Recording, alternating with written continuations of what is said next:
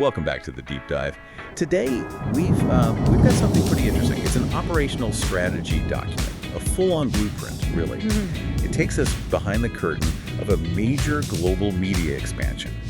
Our source is an official doctrine announcement from Dr. Tanit Wang-Hong of the Unified Creator Project. Right.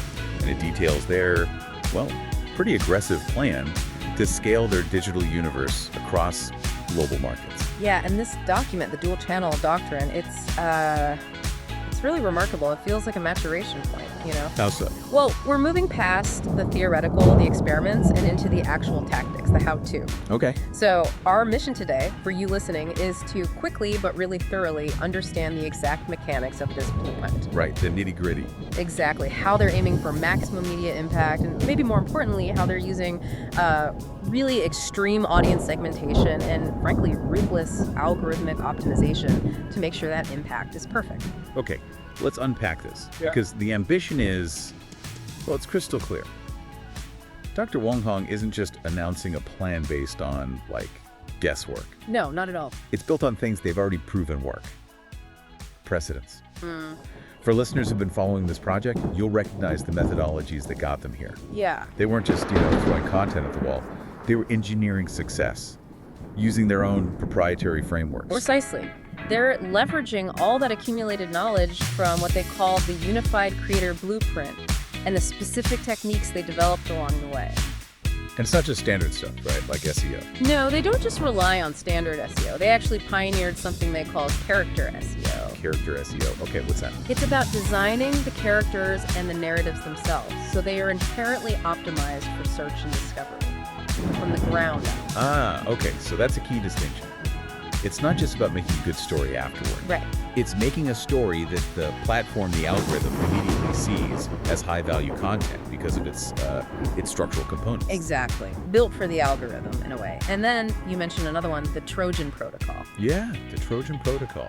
Sounds intriguing. It really is. It's about embedding seemingly harmless or maybe tangential content, that's the Trojan horse, into an already high-performing ecosystem. Why? To stealthily introduce new characters or, complex bits of lore without starting from scratch. Ah, so it lets them bypass that cold start problem, getting eyes on something completely new. Exactly. They leverage the trust and the audience they've already built. It's basically an audience acquisition strategy, but it's wrapped up inside the content itself. Very clever. And underpinning all this, the analysis they do is model predictive control. Yes, MPC. For those maybe unfamiliar, this isn't just reacting when something fails. This is the analytical rigor they use to actually forecast the success or failure of content streams before they even launch. Think of model predictive control, or MPC, like self-driving car. But it isn't just watching the road right in front. It's modeling, say, 10 different traffic scenarios miles ahead, predicting potential failure points like a crash or a dead end, and constantly correcting the steering to stay on the optimal path. So they're using data to constantly adjust their content strategy, like multiple steps ahead, minimizing risk. That's exactly it. It's proactive, not reactive. So, okay, if those are the tools they've tested, then this doctrine is the instruction manual for deploying them globally. Right. And what's fascinating here is how declarative the announcement is. They're moving from successful experiments, which proved how to build this stuff, to official doctrine, which dictates the way forward for scaling it globally. And it's built, as they say, on real-time validation, meaning the foundation isn't just theory, it's already tested, already proven in the field. So our mission today, for you listening, is to really get inside the architecture, these two specific channels they're setting up, that achieves this maximum impact and perfect audience segmentation. Let's dive in. Right, so the source material, it really starts with a bang. It states quite clearly this is the transition point. This is not an experiment anymore. This is the official doctrine for the global expansion of our universe. Yeah, that language is strong. It signals a major shift, doesn't it? In capital allocation, organizational confidence, everything. Definitely. And analyzing that transition, I think it's essential. When a project moves from R&D, from experimentation to official doctrine, It means they're serious. it means they're codifying their success, they're making it repeatable, scalable. They explicitly state they're shifting from a single launch pad to a multi-channel media network. Okay, but why announce this so publicly? Why not just, do it internally? That's a great question. I think it's because They aren't just selling stories anymore. They're selling the concept that they have mastered the mechanics of digital universe building. So the doctrine itself becomes a product, in a way. Exactly. It serves as an internal guide, sure, but maybe more strategically, it's an external proof of concept. It's aimed at drawing in partners, maybe investors, who respect that kind of methodological rigor. Right. It transforms them instantly from just being successful content creators into, well, thought leaders in digital strategy. Precisely. And the core mechanism that's driving this whole transformation is duality. Duality, okay. Yes, duality and synergy. They define the structure as a single canonical universe, so one shared lore, one overarching IP. Right, one big story world. But operating across two distinct yet synergistic distribution channels. Okay, so why? Why the need for bifurcation, as they call it? Why split the infrastructure like that? Seems complex. Well, think about massive media conglomerates, right? They rarely put their, say, high-end luxury brand content right next to their mass market budget brand stuff. Even if they own both. Even if they own both. Because it dilutes the brand signal from both. It creates confusion. Okay, that makes sense. And that analogy is, I think, spot on here. The strategy is designed to build these cohesive worlds while maintaining, and this is their phrase, clear and unwavering missions for each channel, each component. So if they try to serve, say, a very niche cultural audience. Which is their foundation, their home market. Right. And at the same time, on the same channel, serve a massive global audience interested in, like, complex techno thrillers. The result would be, frankly, disastrous. Algorithmic confusion, audience churn, people leaving because they're not getting what they signed up for. So the separation ensures clarity. Operational clarity. Yes.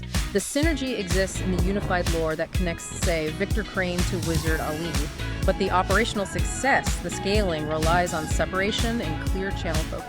So the Unified Creator Project is the IP, the universe, but the Dual-Channel Doctrine is the architectural diagram for the global media network they're building. Exactly. It dictates how they move from that single point of success into becoming a globally resilient, segmented media entity. And this commitment to duality, right from the start, is what guarantees the segmentation we need to dig into. They decided early on, it seems, that a single channel just cannot serve radically different audiences without sacrificing the quality of the signal to the algorithm and the user experience. Okay, let's move into that architecture then, starting with the foundation, the home base. Yeah. Right, channel 1. It's named Bangsaen AI Studio. And the definition they give is key.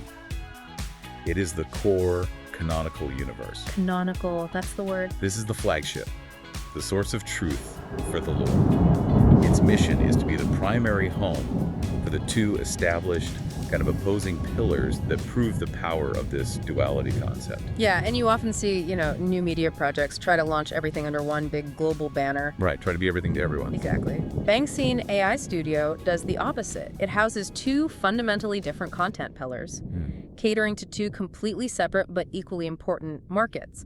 But it asserts itself as the centralized source for the definitive lore. The truth lives here. Okay, let's drill down into those two pillars housed under this canonical banner. Pillar art is the global sci-fi narrative, the Victor Crane Saga. Right. This is their proven international draw. The audience is English-speaking, global, and typically interested in that high-concept, complex techno-thriller stuff. This is the content that likely drew in that initial strategic and technical audience you mentioned earlier. And the source material is very specific about the content focus here. It's the saga of Victor Crane, this entity called the Beast, and the relentless pursuit of data-driven control. Heavy stuff. Yeah.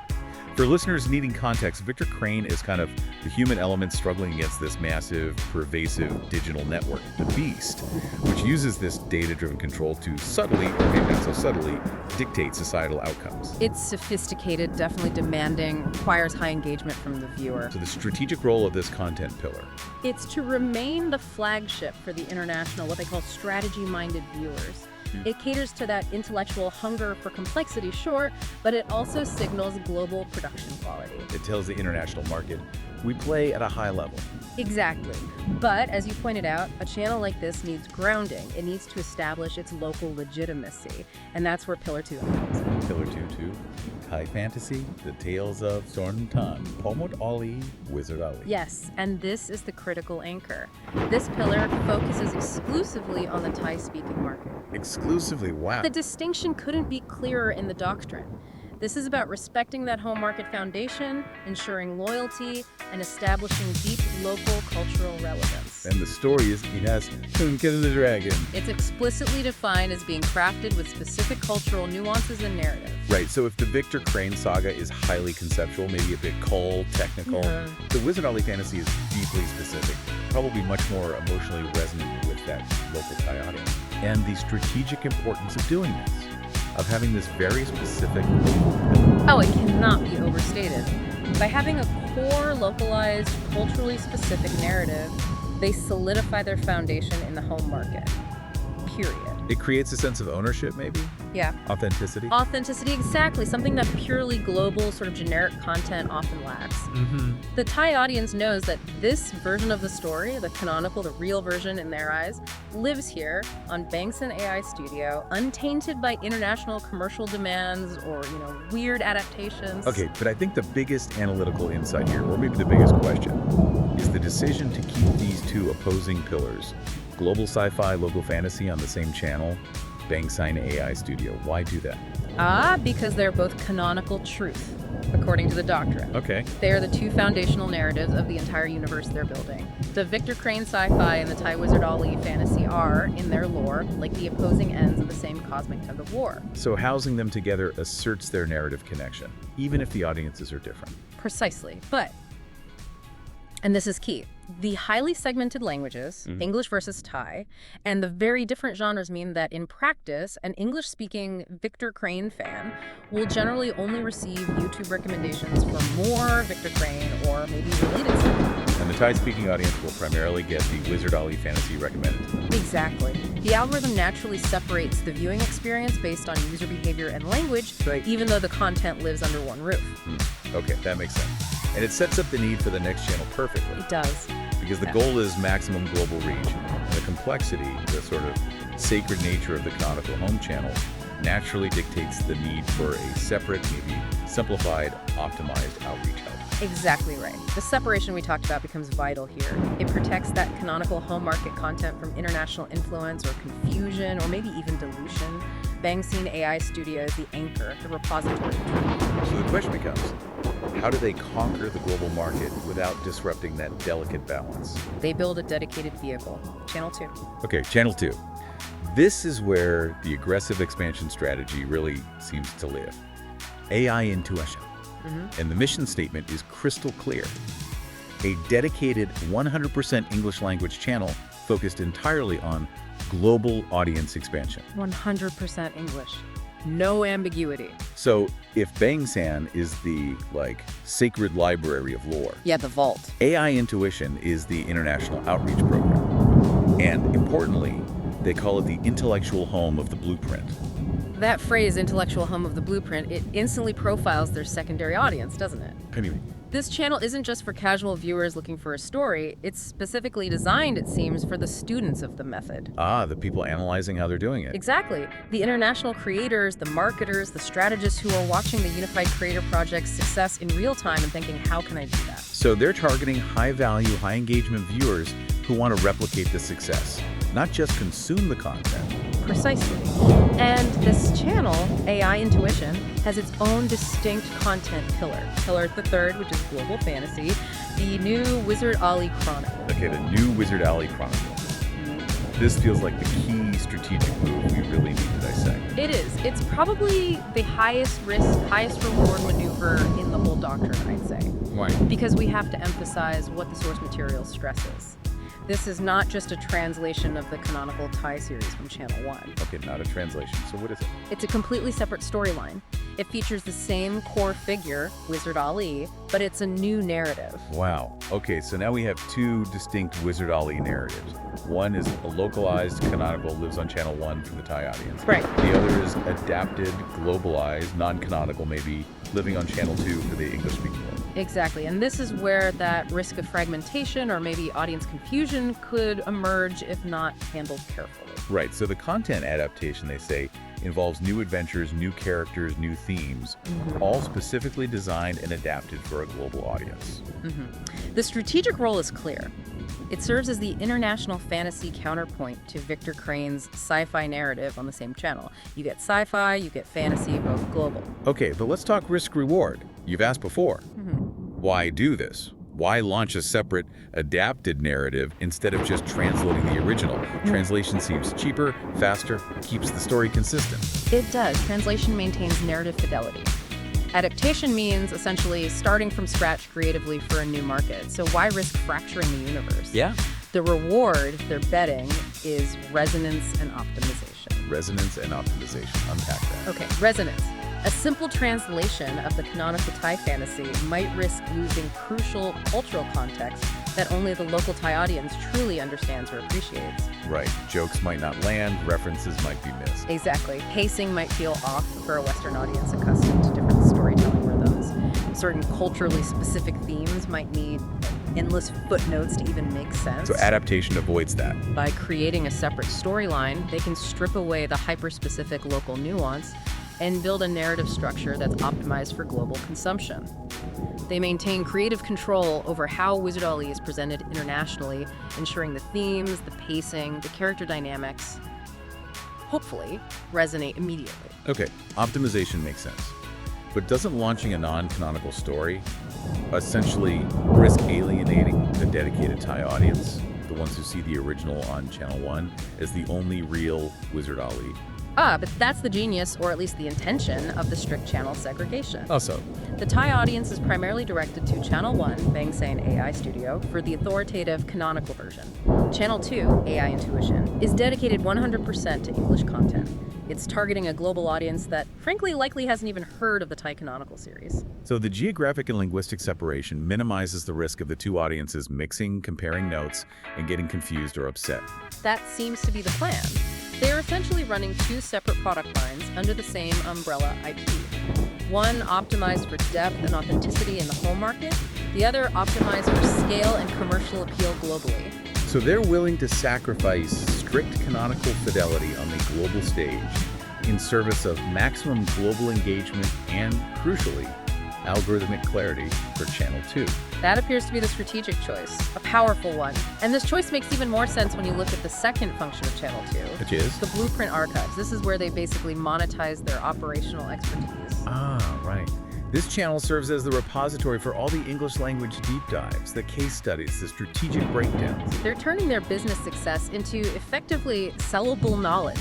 Content about content. And this confirms that strategist audience profile you mentioned. They're literally providing the answer key, showing how the sausage is made. They are. They explicitly list the methodologies housed here. The infinite Trojan protocol and something new, the universe SEO model. Okay, let's define universe SEO quickly for the listener. We got character SEO earlier, optimizing individual characters. What's universe SEO? Good question. If character SEO is optimizing a single piece of content or a character within it, universe SEO is about optimizing the relationships between all your pieces of content across the entire network. Okay, like how? Think of it like creating a sprawling digital city. Every road, every signpost, every building links logically, strategically to another. So the goal is that once the algorithm starts recommending one video, say a Victor Crane clip on Channel 2, Right. the viewer is immediately pulled deeper into their ecosystem through related, but maybe varied content, like maybe a clip from the global Wizard Ali fantasy, or perhaps a strategic breakdown from the Blueprint Archives explaining how they built Victor Crane. Precisely. It's about maximizing the total viewing time per session and ultimately the lifetime value of that audience member, ensuring that every piece of content acts as an efficient gateway to the rest of the network. Keeping them inside their world. Keeping them inside and engaged. So the dual role of Channel 2 is pretty unique. Compelling, adapted stories running alongside openly documented making of science. Which draws in those high-value, high-engagement audiences, the creators, the marketers, who then validate and maybe even spread the project's influence. Creating a self-sustaining flywheel, they're monetizing their creative output and their operational expertise simultaneously on the same channel. It's a sophisticated play. It really acknowledges that in this digital era, the methodology, the how-to, can sometimes be a more valuable asset than the content itself. It certainly seems to be part of their bet. Okay, so we've established the two channels. Bangsaen AI Studio and AI Intuition, and their very specific separate missions. Right. The Canonical home base and the Global Strategy Hub. Now let's get into the tactical analysis, the why behind this whole complex setup. And this, as the source material hints, is where it gets really interesting. Dr. Wang Hong provides 3 core strategic justifications for implementing this dual-channel doctrine. This is the ultimate rationale, the logic behind the architecture. And these 3 points, I think, are the linchpin of the entire strategy.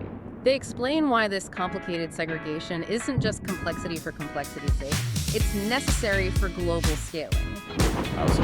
It addresses the creative challenges, the platform challenges, specifically the algorithm and the organizational challenges of expansion, all at once. Okay, let's break them down. Justification number 1, perfect audience segmentation. Yeah.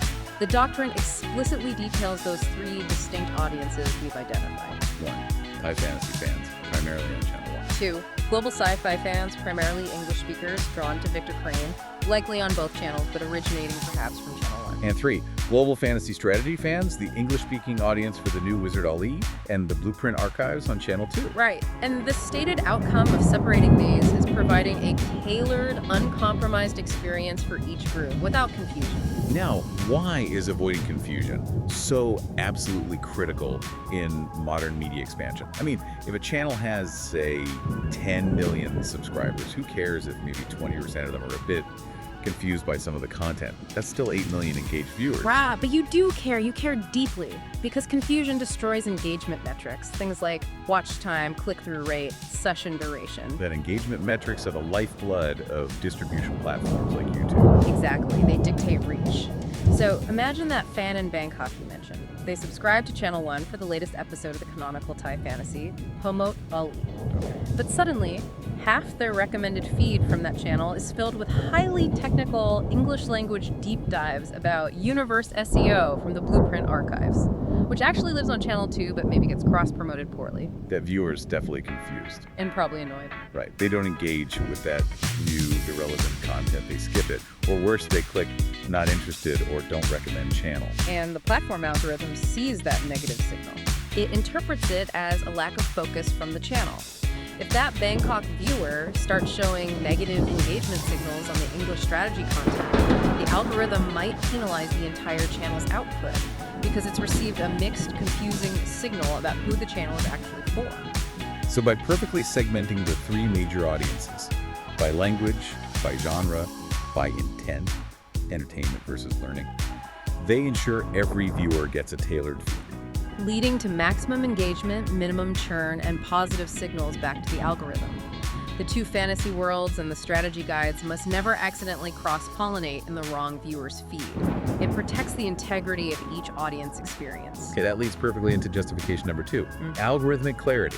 This is the core mechanism ensuring the whole system runs efficiently. This is all about sending, as they put it, a crystal clear signal to the YouTube algorithm. Because the algorithm, despite all its complexity, fundamentally rewards specificity and consistency. That's the belief, and it generally holds true. If you confuse the machine stops working optimally for you. It might still distribute your content, but not as effectively or to the right people. So let's talk specifics on that confusion point again.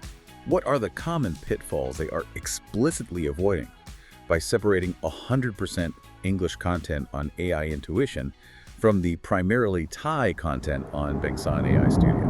Well, the algorithm tracks numerous signals, right? Language preference is huge. Watch history by topic or genre. Geographic location of the viewer. Okay. If you mix, say, high fantasy content primarily in Thai, requiring a specific linguistic and cultural demographic match, with highly technical strategic content in English targeting a completely different, globally dispersed demographic of professionals on the same channel. Platform struggles. It struggles to efficiently categorize and distribute each new video. It has to make like a 50-50 guess on every upload. Is this for the Thai fantasy fans or the global strategy fans? Resulting in inefficient distribution, sending it to the wrong people. Or just slower distribution. Lower view velocity, which is how quickly a video picks up views after launch. And lower view velocity is the kiss of death on platforms like YouTube. Often, yes. It signals to the algorithm that the video isn't resonating strongly. So by dedicating Channel 1 primarily to Thai language and canonical lore, they build a clean, defensible audience profile for the local market algorithmically. And by dedicating Channel 2 to 100% English strategy and adapted global content, they build a clean, expansive global profile. They are maximizing the efficiency of the platform's recommendation engine, making sure their content is served to the highest possible value viewer, the right viewer, at all times, without compromise. They're working with the technology, not fighting against it, Yeah. making the algorithm's job easy. Exactly. It's not just a marketing strategy, it's an optimization strategy that deeply understands and leverages the underlying platform mechanics. Which provides protection for the future. And that brings us to justification number 3, scalable universe. Yes, the long-term vision. This two-channel setup isn't necessarily the end state. The Unified Creator Project is designed, it seems, as a framework for potentially infinite expansion. That's the idea. The model provides the blueprint, the framework to launch future characters, new genres, maybe even other language-specific channels, what they term new verticals. Without messing up what's already working. Without ever disrupting the core ecosystem, the two established channels. This is the difference between, say, trying to expand a single monolithic server versus building a modular cloud-based network. You can add new modules without taking the whole system offline. Okay, let's use that hypothetical example you mentioned. Say they decide to launch a Spanish language historical fiction series. Maybe based on a character who's only tangentially related to Victor Crane in the lore. Okay. Under a single monolithic channel model, launching that would immediately pollute the feeds of the existing Thai fantasy fans and the global sci-fi strategists. Total confusion. It would be hugely disruptive, Right. but under the Dual-Channel Doctrine, or maybe we should call it the Multi-Channel Doctrine potential, they simply launch a third channel, Channel 3. Let's call it Crónicas Digitales. Okay. This channel can be 100% Spanish language, 100% historical fiction genre. It sends its own crystal clear signal to the algorithm for that specific audience. It leverages the underlying lore of the Unified Creator Project, so there's still that IP connection. Yes, the universe connection is there. But organizationally, and crucially, algorithmically, it operates as a clean, independent vertical. So this structure ensures that future expansion is multiplicative. It adds new viewers, new content streams, new revenue potential. Rather than being disruptive or cannibalistic to the existing successful operations on channels 1 and 2, They move from building 2 specialized content verticals to designing a resilient international production house that's ready for, essentially, global franchising of their IP across different platforms and languages. and the doctrine protects the core financial and algorithmic health of those first 2 channels, Bangsaen and AI Intuition, which are now designated as the foundational pillars of the whole operation. Which allows them to make bolder bets, take higher risks on new verticals in the future. Exactly. They can launch Channel 3 or Channel 4 without putting the successful anchor content on 1 and 2 at risk. It's strategic diversification, but applied to platform risk and algorithmic stability. The structure itself is engineered for growth, not just for the current content. That's the real power revealed in this doctrine. I think that's a perfect summary of the strategic intent. #tag outro. So we started by looking at this bold declaration, this official doctrine. And we finished, I think, by seeing the structural genius underpinning it. The Dual-Channel Doctrine is the crystallization of that shift we talked about. Moving from R&D, testing things like character SEO and the Trojan protocol, Yeah, the experimental phase. to becoming a global production house with a clear, published operational strategy. They are no longer just building a channel or even 2 channels. They are consciously engineering a global media network, and it feels like it's designed for digital dominance. I agree. The overall impact and the ambition of this doctrine are really clear now. This is a definitive working model, or at least their proposed working model, for how major digital media entities might structure themselves going forward. Especially if they want to conquer global markets while doing 3 very difficult, often conflicting things simultaneously. Right, good job. 1, respecting deep local nuance and culture, which they do through Channel 1, Bangsaen AI Studio. 2, driving maximum international scale and reach through the 100% English Channel 2 AI Intuition. And 3, optimizing the technology, the recommendation engine, through that flawless algorithmic clarity achieved by the separation. It's a complex balancing act, but the structure is designed to enable it. So the core takeaway for you, the listener, the learner today is this. High-level digital strategy in this era seems to require you to design your distribution system almost before you even write the content. Yeah, the structure dictates potential. Your channels themselves need to be segmented, not just your playlist titles. And your structure has to be engineered from the ground up to make the algorithm your partner, not your adversary. Yeah. Treat it like a system to be optimized. Well said. And if we connect this to the bigger picture, the source material ends with that powerful, almost ominous statement. The next phase begins now. Yeah. But this leaves us with a provocative final question, something for you to mull over. The Unified Creator Project now runs these two distinct channels, right? Right. Bangsaen AI Studio and AI Intuition. One channel, Bangsaen, is dedicated to creating the canonical stories, the lore, the actual entertainment content itself. The traditional product. The traditional product. The other channel, AI Intuition, specifically through its Blueprint archives, is dedicated to openly documenting and teaching the strategic methods behind that content's success. Okay. So if the methodology, the knowledge of how they built this engine, is being taught as openly as the stories themselves are being told, which channel is truly the most powerful long-term asset? Is it the one creating the content, which requires constant creative replenishment? Or is it the one teaching others how to replicate the strategy, potentially building a whole ecosystem of students, and maybe even future licensees paying for that strategic knowledge? Content engine versus the strategy engine. Which one holds more value in the long run? That's the duality, perhaps the real duality we're left to contemplate. Food for thought indeed. That's all for this deep dive. We'll see you next time.